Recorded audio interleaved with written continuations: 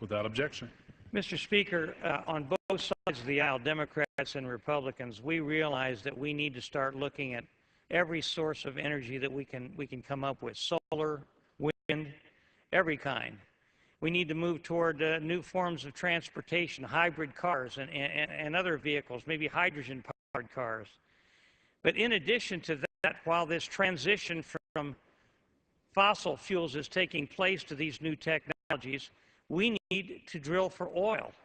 We need to be energy independent.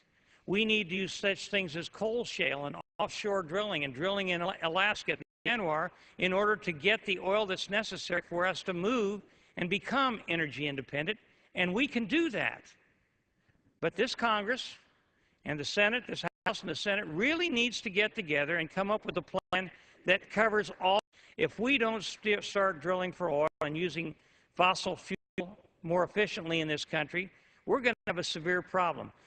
The Iranians just fired some test missiles the other day, and they did that in response to the Israelis flying about 100 warplanes down the Mediterranean to a distance that was pretty close to Tehran's distance from Israel. I think they're both sending signals. And the head of the Air Force for the Iranians said that if there was any kind of an act of war toward them, they would sink ships in the Persian Gulf. 20% of the world's oil goes through the Persian Gulf. You sink 2 ships in the Gulf of Hormuz, and you're going to have chaos. And we get as much as 40% of our oil from that region. And if anything like that occurs, and as long as Iran keeps working toward their nuclear goals, building a nuclear weapon, the threat of war is definitely there. Israel has been threatened with extinction by the Iranian leaders, Ahmadinejad, the president, and so the threat of a conflict is definitely there. And the United States, economically, would be devastated if we weren't prepared for that eventuality, because we don't have the energy here necessary to keep this economy moving. And the best way to make sure that doesn't happen is to use every source of energy we can come up with.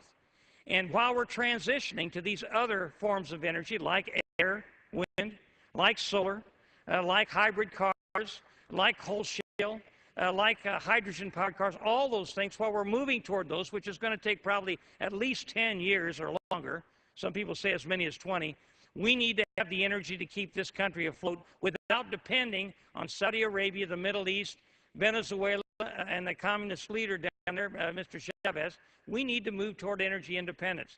The American people are paying between $4 and $5 a gallon for oil.